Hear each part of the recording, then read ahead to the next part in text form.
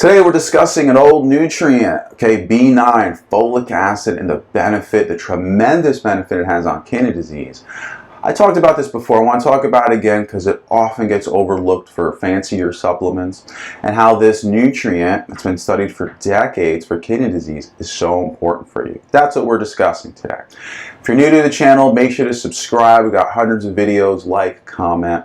So folic acid, B9, if you go into the National Library of Medicine and do a search for folic acid and kidney disease, you're going to get over 1,000 citations, over 1,000 research papers, over 1,000 studies. And majority of these show a tremendous benefit when it comes to kidney disease and taking folic acid. Here's just a couple. Efficacy of folic acid therapy on the progression of chronic kidney disease.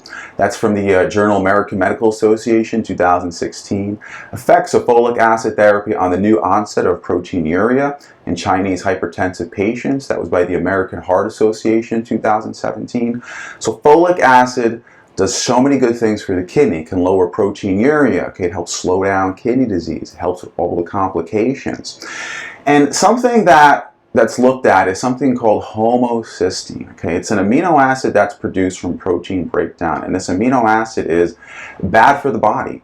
And when you have kidney disease, 85% of people have a high homocysteine, which is correlated with a lot of the problems with kidney disease and the complications. And when you take folic acid, you can lower this homocysteine. So if you're looking for a blood test to justify the use of folic acid with chronic kidney disease, you can ask for a homocysteine test. Not all doctors will do it, some will.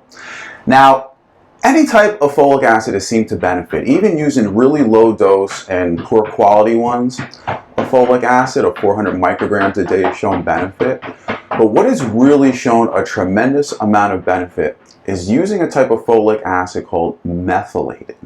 It's a better form, it's better for majority of people's genetics. It's better for what's called MTHFR gene mutations, which a lot of people with kidney disease have.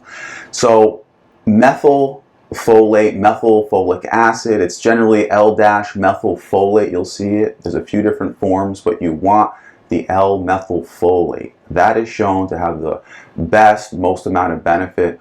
And you can get this in a variety of doses.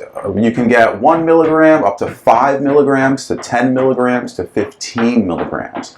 I would recommend for anybody with kidney disease to take at least 5 or 10 and probably 15. So I've tried for years to lower my homocysteine with a variety of different products, different folic acids, using 5, 10 milligrams of the L-Methylfolate, and the only way I was able to lower my homocysteine was by using 15 milligrams of L-Methylfolate a day. So that's what you want to use. You want to use the L-Methylfolate.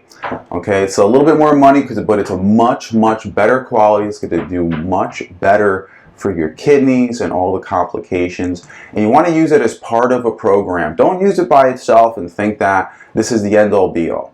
What they're even writing now in medical journals is they want to stack medications for people with kidney disease and diabetes. I mean, they want to give you multiple meds to address different things. And when you're addressing something naturally, the same concept applies. You want to take your L-Methylfolate.